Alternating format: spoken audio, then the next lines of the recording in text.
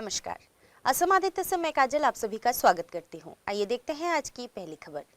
भारतीय रेल द्वारा कश्मीर घाटी को जम्मू से जोड़ने के लिए चिनाब नदी पर विश्व का सबसे ऊंचा रेल पुल बहुत तेजी से बनाया जा रहा है। ये पुल अपने आप में भारतीय इंजीनियरिंग का अद्भुत नमूना है। ये रेलवे पुल कुतुब मीनार से 5 गुना और पेरिस के आईफिल टावर से भी ऊंचा है। भारतीय रेल द्वारा कश्मीर घाटी को जम्मू से जोड़ने के लिए चिनाब नदी पर विश्व का सबसे ऊंचा रेल पुल बहुत तेजी से बनाया जा रहा है। ये पुल अपने आप में भारतीय इंजीनियरिंग का अद्भुत नमूना है। ये रेलवे पुल कुतुब मीनार से 5 गुना और पेरिस के आईफिल टावर से भी ऊंचा है। चिनाब रेलवे पुल की ऊंचाई नदी तल से 359 मीटर है। ये पुल बन जाने के बाद फ्रांस के आईफिल टावर से 35 मीटर ऊंचा होगा। बता दें कि आईफिल टावर की ऊंचाई 324 मीटर है और इसे देखने के लिए दुनिया भर से लोग आते हैं। 1178 फीट की ऊंचाई वाला ये रेलवे पुल दिल्ली स्थित कुतुब मीनार से लगभग 5 गुना ज्यादा ऊंचा है। जम्मू के रियासी जिले में बनाए जा रहे इस पुल की कुल लंबाई 1.3 किलोमीटर होगी।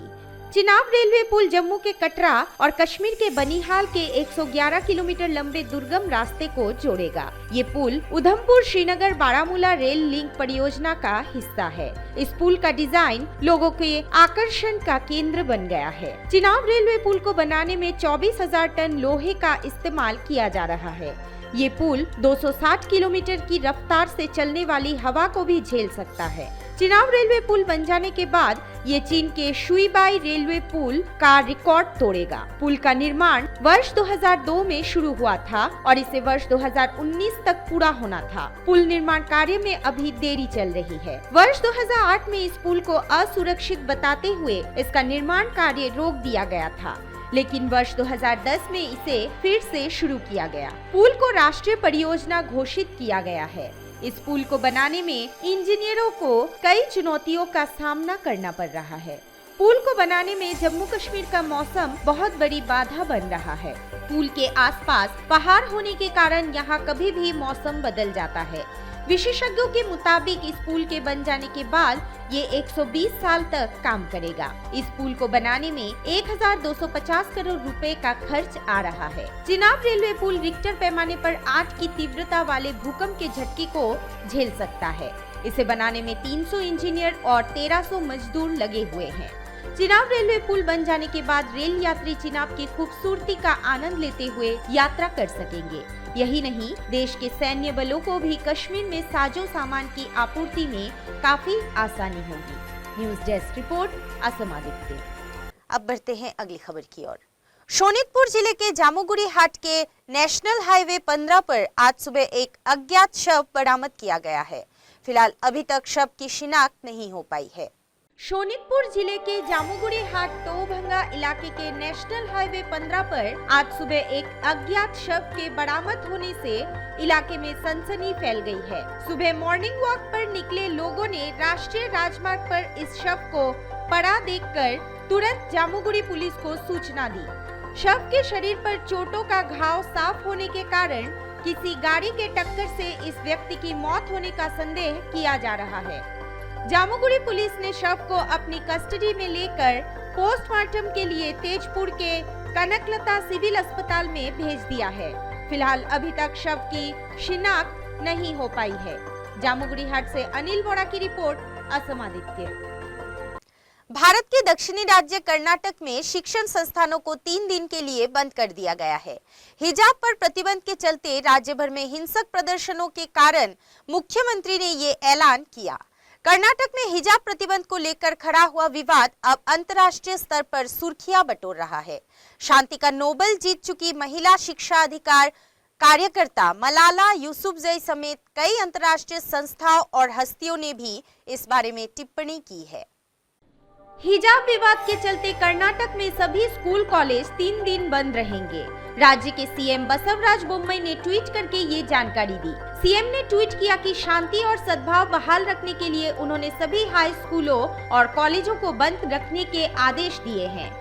हिजाब पर प्रतिबंध को लेकर सवाल उठाते हुए उडुपी के एक सरकारी कॉलेज की 5 महिलाओं ने कर्नाटक हाईकोर्ट में याचिका दाखिल की गई है। हाईकोर्ट ने इस मुद्दे पर आज सुनवाई की। ये सुनवाई बुधवार को भी जारी रहेगी। कोर्ट ने स्टूडेंट और लोगों से शांति बनाए रखने की अपील की है। जस्टिस कृष्णा श्रीपाद ने कहा, इस अदालत को जनता की बुद्धिमत्ता पर पूरा भरोसा है और इसे उम्मीद है कि इसका ध्यान रखा जाएगा। उडुपी जिले के मणिपाल स्थित महात्मा गांधी मेमोरियल कॉलेज में मंगलवार को उस समय तनाव काफी बढ़ गया जब भगवा शॉल ओढ़े विद्यार्थियों और हिजाब पहनी छात्राओं के दो समूहों ने एक दूसरे के खिलाफ नारेबाजी की।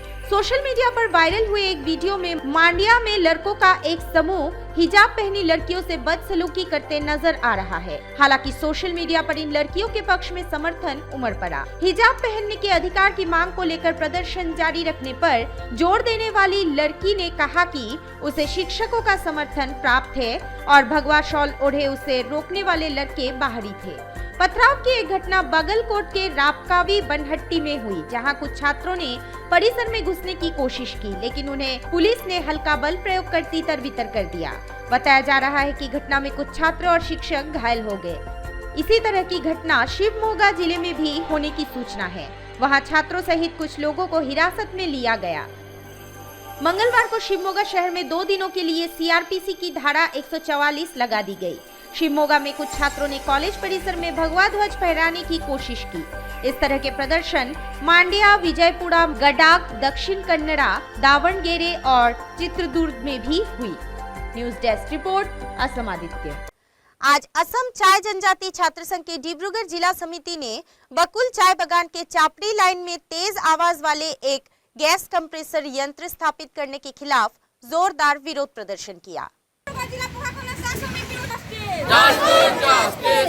डिब्रूगढ़ पूर्वी राजस्व चक्र के अंतर्गत बकुल चाय बागान के चापड़ी लाइन के बिल्कुल पास ही स्थित 6 नंबर LCR ग्रांट के जमीन पर डेविड एंड कंपनी नामक एक ठेकेदारी प्रतिष्ठान ने जनता के पुरजोर विरोध के बावजूद बलपूर्वक तेज आवाज वाले एक गैस कंप्रेसर यंत्र स्थापित करने के खिलाफ आज असम चाय जनजाति छात्र संघ आटसा डिब्रूगढ़ जिला समिति ने जोरदार विरोध प्रदर्शन किया।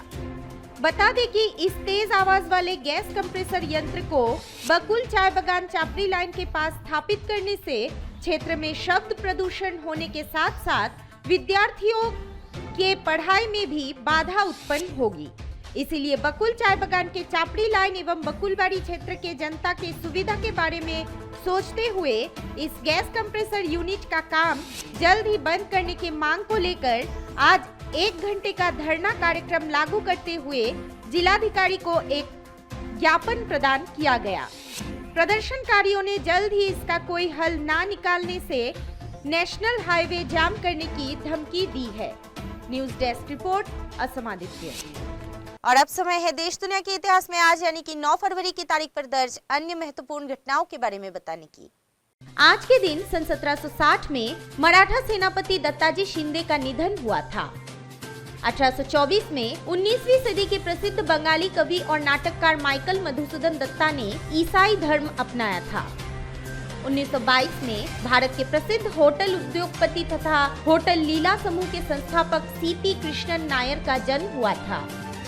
1931 में भारत में पहली बार किसी व्यक्ति के सम्मान में चित्र समेत डाक टिकट जारी किया गया था। 1950 में न्यायविद, पत्रकार और राजनीतिज्ञ सर अब्दुल कादिर का निधन हुआ था। 1951 में स्वतंत्र भारत में पहली जनगणना करने के लिए सूची बनाने का कार्य शुरू किया गया था। 1968 में भारतीय फिल्म अभिनेता राहुल रॉय का जन्म हुआ था। 1971 में अपोलो 14 मिशन चांद से पृथ्वी पर लौटा था। 1975 में रूसी अंतरिक्ष यान सोयूज 17 अंतरिक्ष से 29 दिन बाद धरती पर लौटा था। 1993 में भारतीय ग्रैंड मास्टर खिलाड़ी परिमार्जन नेगी का जन्म हुआ था। 2001 में शिवांतरा थाईलैंड के नए प्रधानमंत्री निर्वाचित हुए थे। 2002 में अफगानिस्तान की पूर्व तालिबान सरकार के विदेश मंत्री मुत्तवकील का आत्मसमर्पण हुआ था। 2007 में पाकिस्तान की विपक्ष पार्टी जमायती उलेमा इस्लामी ने जिन्ना को स्वतंत्रता सेनानी की सूची से हटाया था। 2008 में विख्यात सामाजिक कार्यकर्ता मुख्यतः कुष्ठ रोगियों की सेवा के लिए विख्यात बाबा आमटे का निधन हुआ था। 2010 में भारत सरकार ने बीटी बैंगन की व्यावसायिक खेती पर अनिश्चित काल के लिए रोक लगाई थी। और आज ही के दिन सन 2016 में नेपाल के 37वें प्रधानमंत्री सुशील कोइराला का निधन हुआ था। आज के लिए बस इतना ही। देखते रहिए असम आदित्य। नमस्कार।